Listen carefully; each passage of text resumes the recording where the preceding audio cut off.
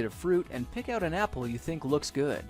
Now, using a sharp cutting knife, carefully cut the apple at a slight diagonal so that it slices right through the center of the apple core. While we're here, let's save 2 of the seeds because we'll be needing them later. Now that we've got our 2 halves, let's take the side that still has the bottom attached and place it face down on a cutting board. We'll need to place 2 butter knives perpendicular with the top and bottom of the apple. Now we can carefully cut down along one side of the apple core until the knife bottoms out on our makeshift spacers, then use the spacers as a guide to gently cut in from the side. When the 2 cuts meet, you'll have an apple wedge that pops right out. And while we're here, let's cut a piece from the other side the same way. Now our goal with these is to cut out 3 more L-shaped wedges about a 1/4 inch thick.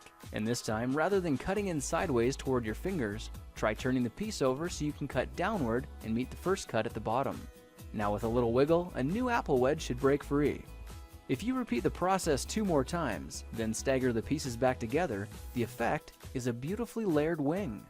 Now just cut the other piece the same way and your swan's body should look like this. To make a place for the head, all we need to do is carefully cut into the front of the body and gently lift the pieces out to reveal a clean and fairly deep groove. At this point, we can go ahead and grab the other half of the apple and place it between the butter knives like before. But this time, we're just going to use them as spacers to cut an even slice off the bottom.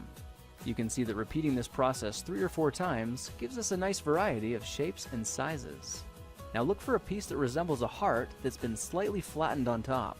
All it takes to form the swan head is 3 strategic cuts with a knife. I made 1 angled cut to form the head, a horizontal cut to form the neck, and 1 slanted cut at the bottom for the base. Now you should be able to see how this is coming together. And to clean it up a bit, just use your knife to round off the sharp edges.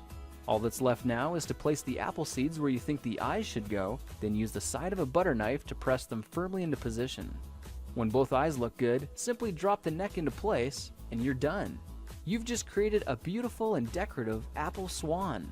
I spritzed mine with a bit of lemon juice to help prevent it from turning brown, then put it on display to show off for our dinner guests later that night. If you try using different apples, you'll get a nice contrast of colors, and every bird will look a little bit different.